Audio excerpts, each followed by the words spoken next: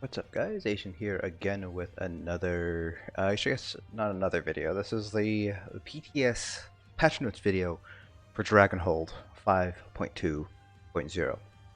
So this was just released today on the PTS, and this comes with us a new zone, Southern Elsewhere. It does not introduce any new sort of trial or arena. This is just strictly a questing zone.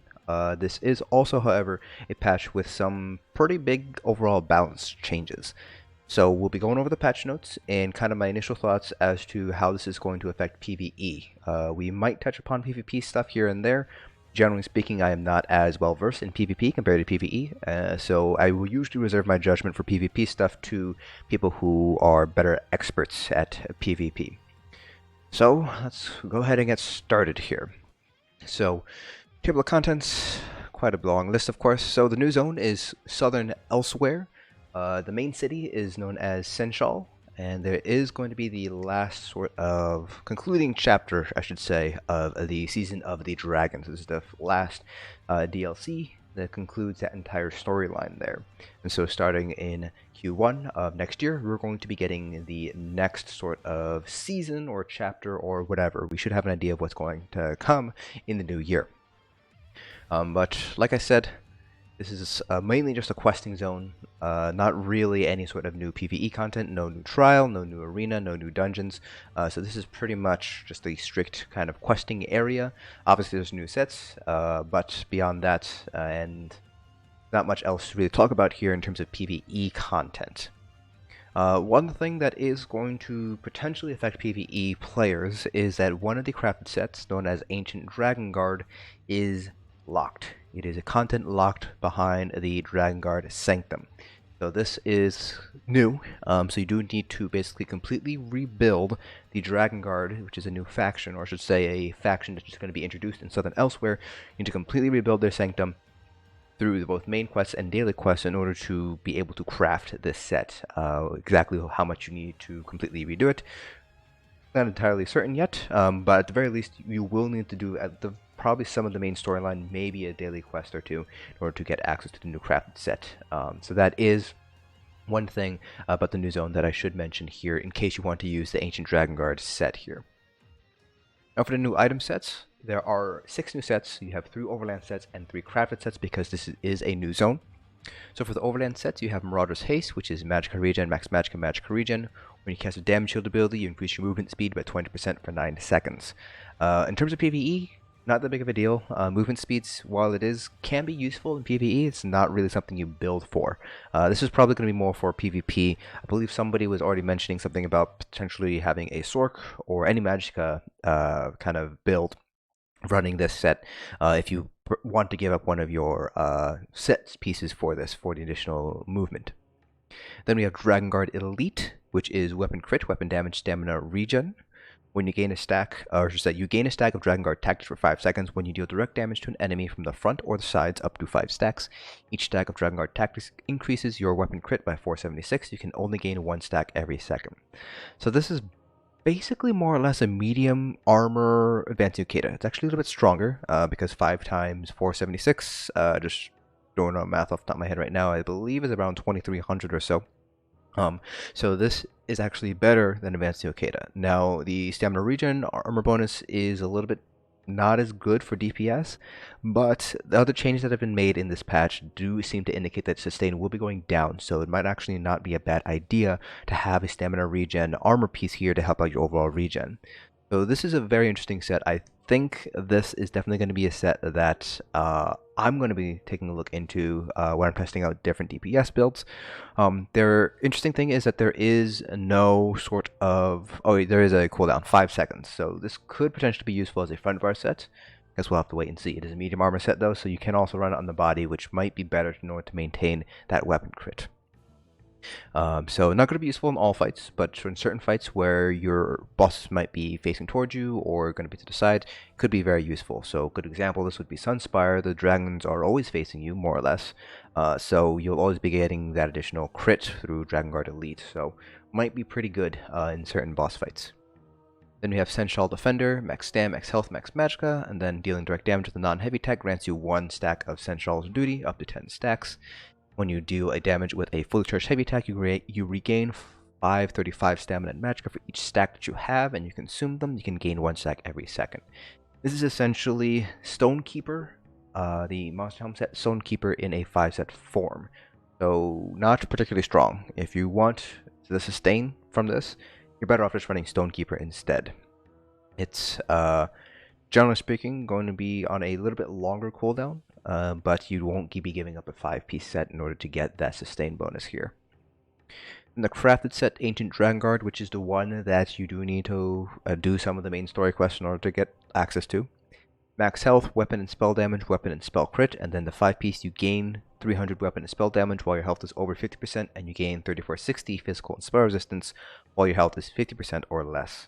Not that great for DPS in general, mainly because you're kind of flip-flopping between stats here. It shouldn't be that big of a deal, but generally speaking, you have a max health armor bonus, which is not helpful for DPS, and the additional weapon and spell damage, while it is noticeable, it's 300, which is a little bit stronger than Julianus of the Hunting's Rage, which is 299. There's better sets out there that give you more bonuses. Daring Corsair, Stamina Regen, Magic Regen, Weapon and Spell Crit, reduces the cost of your weapon abilities by 10% for Magicka or Stamina, and while after casting a weapon ability, you gain Minor Heroism for 8 seconds. So not particularly great, gives you a little bit of sustain, actually quite a lot of sustain if you include the regen armor bonuses, and you get Minor Heroism, but it's not really going to be that useful at all. I actually don't even see a use for this in PvP, so probably not a great set to craft. And then finally, New Moon Acolyte, which is actually pretty interesting. So you get weapon and spell crit, weapon and spell damage, physical and spell penetration, and you get 481 weapon and spell damage on the 5-piece, but it also increases the cost of your abilities by 5%. So this is kind of that double-edged sword, that quote-unquote kiss curse, the term that they like to use, kiss curse here. So it's actually a very, very powerful bonus here, but in return, your sustain is going to go down because your cost of your abilities does go up by 5%, which is actually a fair amount. So if your ability costs, let's say, 3,000 resources initially, 5% of that would be additional 150, and if it's something like your spammable, it does actually end up adding up. However, it still remains to be seen whether it is going to be unsustainable or not, so this is definitely another one of the new sets that I do want to check out when I'm testing things out on the PTS. Obviously new achievements, new titles, new collectibles, but there are, again, no new dungeons, no new trials, no new arenas, so nothing really there here. New motifs, new styles, new costumes, new houses, and so on. So for the base game things, they did update the activity finder, so hopefully things are going to be a little bit more smooth with the activity finders. That's the dungeon finder and battleground finder. So for example, it should be more effective under load is one of the things that they mentioned here, and the timer to remove yourself from an instance is going to be 2 minutes rather than, I believe it's normally like 10 seconds or 15 seconds or so. Battlegrounds will now immediately send you to the battleground once you accept the ready check, and it'll always try to find replacements until about 5 minutes, after which it'll kick you out, and you don't get the leave debuff. So should help get faster battlegrounds and faster dungeons, hopefully. Then they're completely nixing the Alliance War part of the group finder because nobody ever uses it. They did update the way that memory is managed. So the idea here is that it changes memory use in ESO, so hopefully it won't crash for those of you guys who don't have as much RAM. You might get some minor FPS improvements, but I guess we'll wait and see whether or not this actually holds true or not. Some new outfit styles from the Battlegrounds, and then they also updated the 3-piece sets. So these are sets that only have 3-piece bonuses, so there's no point in wearing 4 or 5 pieces, it just ends at 3 pieces. So we have the Agility set, which is just basically just a straight increase to stamina and weapon damage it already provided. Blessing of Potentates, so instead of stamina regen and 10% cost reduction to ultimates, it's 5% damage reduction from players and 50% cost reduction on ultimates. So it has some uses in PvP because of that damage reduction from players. Also has some uses for PvE because you get 15% cost reduction. So you could potentially make some interesting healer builds or interesting tank builds using, for example, 2 different arena sets. So for example, on a tank, for instance, you could run something like the Asylum Sword board on the front bar and then run Potentates.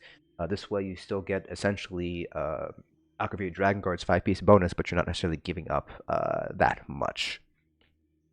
Eagle Eye gives you weapon crit and 1829 weapon crit to direct ranged damaged abilities. So this would be things like potentially poison injection, snipe, things like that. Endurance, they just buffed it to buff the max health, and they also changed the stamina regen to health regen and made it quite a bit more, 618. Ancient of the Grace of the Ancients, they changed it to a flat 2406 max magicka as opposed to 4% max magicka, which should be, generally speaking, a buff. Vengeance Leech, when you kill an enemy, it basically just buffed up the amount that you heal, the resources that you get back, 2165 from 1505. Willpower got the same treatment as Agility, so more max magicka, more spell damage. Wrath of the Imperium is another interesting 3-piece set here. So 833 spell crit and 1829 spell crit to direct range damage abilities. This should be better for magic DPS than the other set would be, where is it? Eagle Eye would be for stamina DPS, mainly because magic DPS you're already at range. Your spambles are going to be considered direct range damage abilities. So, for example, Magden, your Screaming Cliff Racer would count for this. So this should be interesting, but generally speaking, for magic at the very least, 2 5-piece sets are going to be a lot stronger than wearing a 5-piece set, a Monster Helm set, a 3-piece set, and an arena staff on the front bar. So I don't really see this actually being used in PvE, but it is a pretty interesting 3-piece set here, Wrath of the Imperium and Eagle Eye. They talk about the Undaunted Celebration, and then Alliance War updates. The big thing is that they're adding in a non-Alliance locked campaign, 30-day CP campaign, and they are shutting down the 7-day campaign, which is the Yolnut Green campaign currently. So no more 7 days. It's all going to be 30-day campaigns now. Just one of them is going to be Alliance locked. The other one's not going to be Alliance locked. Some known issues here. And then fixes and improvements for each of the different DLCs. So Clockwork City, nothing much. Elsewhere, so the Necromancer got quite a few nerfs here. So Boneyard, they decrease the damage. Frozen Colossus, the major vulnerability, is only 3-second duration now, down from 5, so it's a 40% decrease in overall duration. Still a very, very good debuff, so you're probably still going to see Necromancers being used. It's just a matter of how good are they compared to other classes, especially considering that they decrease the damage for both Shocking Siphon and Skeletal Mage. That being said, all the other classes also got some hefty nerfs to their overall damage too, so it might still be that Stamina Necromancers and Magical Necromancers are still going to be the top classes. Major Vulnerability is still a very strong debuff. They didn't actually change the debuff at all, so I don't really... It remains to be seen. Let's just go with that. Moving on from there, more DLC fixes. Nothing really concerning trials or arenas or anything like that. And then moving on. Here we go, combat and gameplay. This is a big bulk of what we're going to be focusing in on. So in general, they changed how sprint kind of works. So currently on live, your mount will always sprint whenever your stamina is fully drained. Now they will stop sprinting when your stamina is fully drained. However, they did decrease the stamina cost for sprinting while you're mounted, and they increased the base stamina and base regen for mounts. So we'll see how that all plays out. This is going to be affecting, obviously, PvP more than PvE. You won't necessarily be able to run as far. Again, remains to be seen. I haven't jumped on the PTS yet to see how far I'm able to run on a mount. They did change some of the visual effects so you don't see them anymore. So, for example, Radial Sweeps, Aurora Javelin, Puncturing Strikes, and Sun Shield. Those 4 abilities, you will not be able to see those effects anymore when other people use them. The idea is it'll reduce the load on the server. They hard-coded in Champion Point passives, so it basically, they didn't change any of the passives themselves, they just changed how they were coded in the system, so it should be more efficient. So hopefully that will reduce the server load, so it ends up improving overall performance. That's kind of the idea here. Updated tooltip text for all major minor debuffs and debuffs to describe what they actually do. Some more things here. Not much. Let's see here. Physical poison disease damage over time will no longer break stealth. So they adjusted many knockback abilities, send their target flying faster so they reach their end position sooner and can begin taking action quicker. So this is going to be more for PvP than PvE. This is basically just saying that the time between getting hits and when you land is going to be shorter.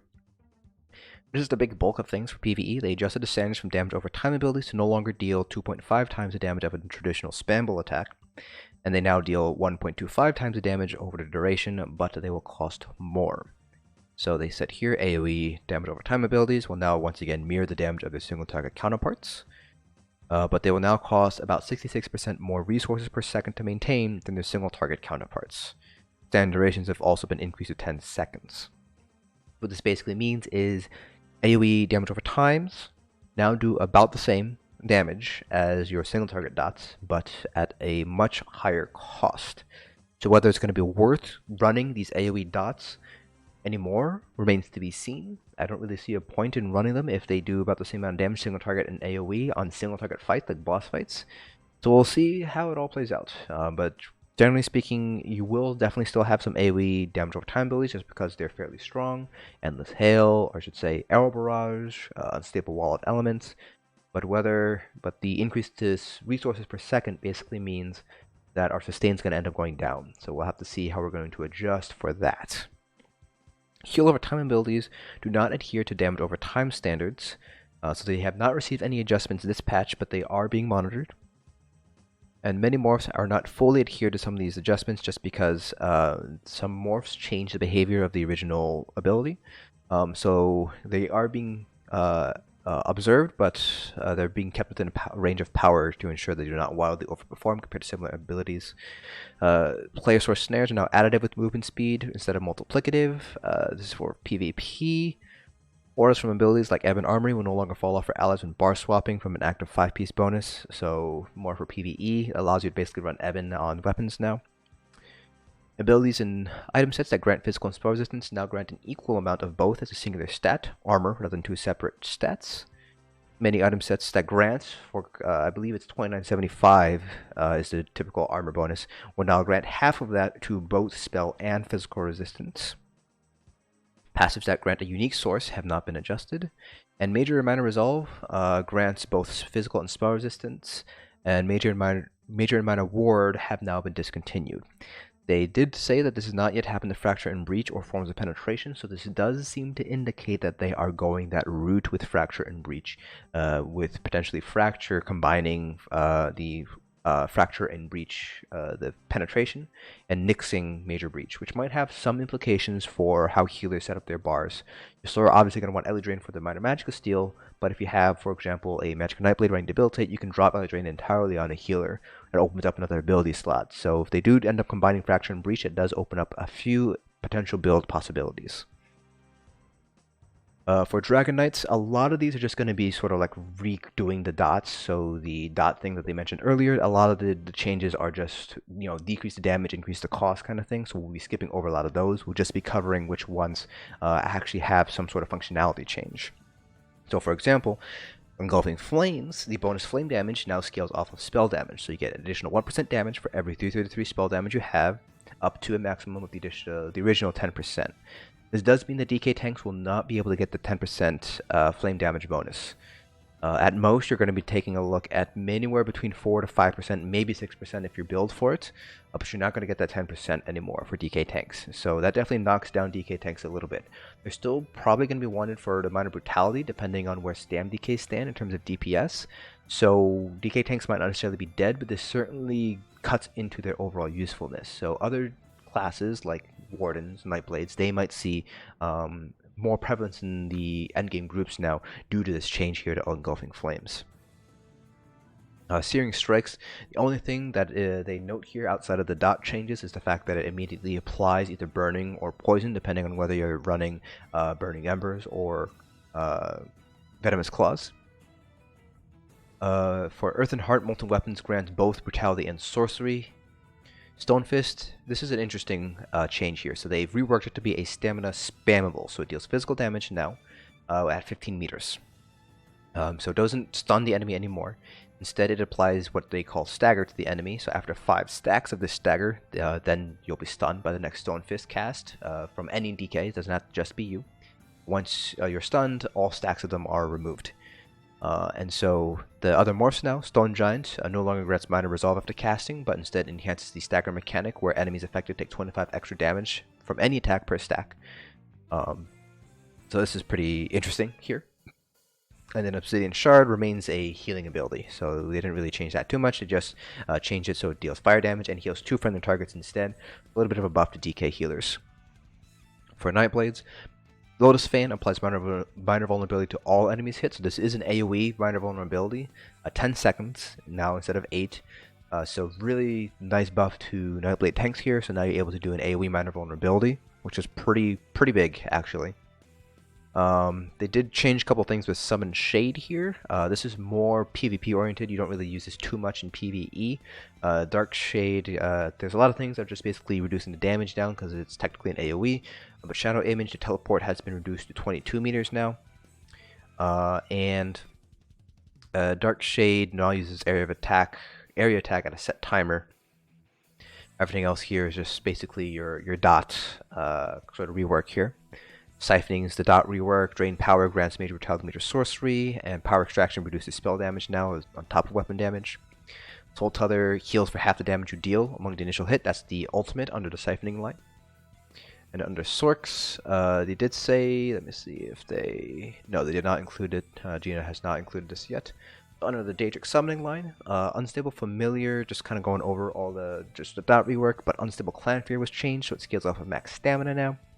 In the AoE attack, deal the same damage as the basic attack, just increase the radius a little bit. So this might be a good option for stamina sorcerers now. It's basically a pet. So that might be useful for Stam Sorks, depending on how well the Unstable Clan Fear sort of scales. It also works as a self-heal as well, so definitely pretty nice change. Winged Twilight, the heal was buffed, so a bit of a buff for Sork healers here. Bolt Escape was changed. This is more for PvP than PvE. So the base ability and Ball of Lightning no longer stuns enemies from your origin. It stuns at your final location instead. So that's a little bit of a change here. And then the Streak, they made it a cone behind you after you cast that stuns enemies. So it is a 17-meter cone with a 40-degree arc. So basically, think of it kind of like an arc like that reaches out by about 17 meters. So you have a 17-meter sort of line going out, and it's 40 meters, 40 degrees, so about probably 20 degrees on each side here. So it does require a little bit more precise aiming. Is kind of sort of their rationale here, rather than using that rectangle that they used to have here. Lightning Splash, the dot rework. Surge grants both brutality and sorcery now. Templars, Piercing Javelin got reduced down to 22 meters and ignores physical and spell resistance. Puncturing Strikes now snares for 40% instead of 70% and is now considered direct damage, so that does change your CP arrangements for particularly stamina Templars, not necessarily magic Templars, since it no longer scales off Thaumaturs, now scales off Mastered Arms. Then Spear Shards, kind of the same thing, dot rework. Dawn's Wrath, Backlash, it can now crit. The second hit can now crit. Originally, it cannot crit. It can't crit at all. Now it can crit, so that's actually now going to be worth running things like Power of Light, possibly Purifying Light on the Magic Templar. We'll see how it all plays out on the PTS here. Eclipse, they did change a couple of things here. So Living Dark snares for 60% rather than a complete immobilization, and they also reduced the healing amount. So this is kind of a okay self-heal for Templar tanks, so now it's going to be a little bit less effective. The Unstable Core, they decreased a couple of things here. It's basically sort of like dot rework again. Solar Barrage, dot rework. Sunfire, again, dot rework. Restoring Light, again, dot rework. A couple of issues were fixed. Under Wardens, Betty Netch got a bit of a pretty nice buff. So the ability grants brutality and sorcery, but the base ability doesn't return magicka every second now. Both Blue Betty and Bull Netch, or this might just be the Blue Betty, but now they remove one negative effect from you every 5 seconds instead of just on cast. This is pretty big for cleanses, but they did reduce the duration to 19 seconds from 22 on the base. Blue Betty still restores magicka, and it only lasts 25 seconds, so you get 5 cleanses with the new functionality. And Bullnetch still returns stamina, and it's also 25 seconds, so if Bullnetch also has the cleanse, then it's another 5 cleanses over the full duration. So if Bullnetch gets the cleanse, then Wardens, pretty nice buff here. So you get 5 basically free cleanses, 1 free cleanse every 5 seconds, as long as you have that Betty up. Pretty cool. Dive has received new functionality. So they did reduce the damage and they increased the cost, but if you're at least 12 meters from the target, you now set them off balance. Cutting Die, which is the stamina morph, no longer reduces the cost. Instead, it applies a bleed for 7 seconds if they're off balance, which can stack up to 7 times. So I guess we have to see just how bad the bleed is. Again, I haven't jumped on the PTS yet, so I don't have tooltip numbers in front of me. But 7 stacks of this bleed could potentially be very powerful, depending on the total DPS that the bleed can do. So for example, if the bleed does, let's say, 750 DPS, if you can get 7 stacks of that, 750 times 7, which would be about just shy of 4k DPS from the bleed itself. So for PvE, this is potentially pretty big here. Of course, it depends on how long the bleed is. I'm assuming, okay, the bleed is 7 seconds. You're not going to get 100% uptime because off balance it does not last for that long. It lasts for 7 seconds. So not going to obviously be that full 4,000 something DPS if it's, or 7,000 if it's 1,000 per tick, for example. But it's still pretty strong if you're able to stack 7 times. Swarm now applies minor vulnerability for duration, so this is a new functionality to Swarm here. They did decrease the damage, so this does still get affected by the dot rework here. But Growing Swarm is now a stamina-based ability that deals bleed damage. It no longer spreads to enemies, but instead is an AoE. So pretty nice change to Swarm here. Really makes Warden tanks much better now with that minor vulnerability addition here. Winter's Embrace Arctic Wind has regained the original function of Arctic Blast and deals frost damage while the heal over time persists. And it does scale off max magicka and spell damage. An Arctic Blast is basically inherits Permafrost's old functionality, so they did change Permafrost, where enemies hit 3 times in rapid succession are stunned and it can't be blocked.